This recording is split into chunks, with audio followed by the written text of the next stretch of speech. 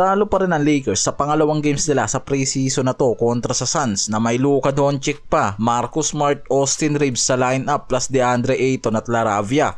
Sa Suns walang Dillon Brooks at Devin Booker sa lineup nila at nagtapos sa final score na 104-113. Sa third quarter nagkaroon ng malaking run ang Suns. Mula sa 33-17 run, ang Lakers nagsimula yung magandang run pero naging problema dyan yung turnovers at meron niyang 18 turnovers sa buong game. May nakuha pa silang 36 out of 81 field goal, 44.4% yan at 11 of 32 sa 3-pointers, 34% mula naman sa field.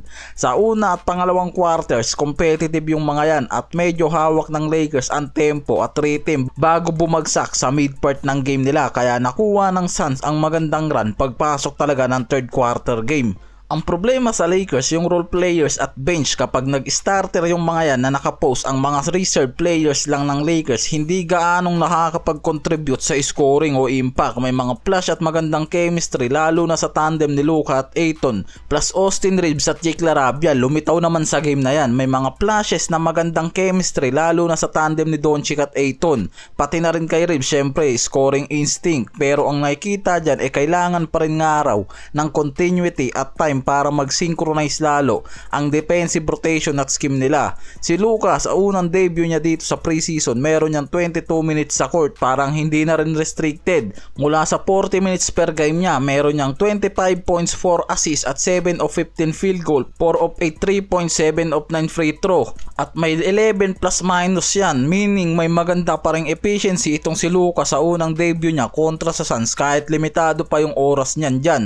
At dahil limited nga raw ang oras niyan, hindi pa rin sigurado kung kaya niyan i-handle ang high level play sa buong 36 to 40 minutes niya sa regular games ha. Samantalang si Reeves merong high performance din yan mula sa 25 points, 31 minutes at may 8 of 16 field goal, 2 of 6 3-point, 7 of 8 free throw. May negative plus minus naman niya na average. Pinakamagandang surprise game ito para kay Reeves. Nakuha niya yung 25 points sa loob ng 31 minutes. Medyo aggressive sa offense, may threat sa perimeter o wings para hindi lang purong araw sa isa o dalawang player yung contribution sa lineup nila pagdating sa scoring. At may mga report ngayon na sa preseason na to na nangyayari, sinusuportahan ni Reeves ay yung pick and roll offense kasama itong si DeAndre Ayton ng mas maayos. Si Ayton merong 10 points, 13 rebounds at 1 assist sa 25 minutes, 4 of 9 field goal at 2 of 2 free throw, merong 5 offensive rebounds at 8 defensive rebounds. Malaki yung ambag niyan pagdating sa rebounding kasama yung offensive boards niya at nagpapakita ng matinding presence sa paint. Kahit hindi ganun kalaki yung scoring output niya, mas kailangan naman talaga siya ng Lakers sa defensive presence niya. Bonus na nga lang daw yung magiging offensive output niya sa bawat laro. Si Jake LaRavia nagpakita rin ng hustle na may contribution sa rebounds, 8 yung nagawa niyan at 3 assists.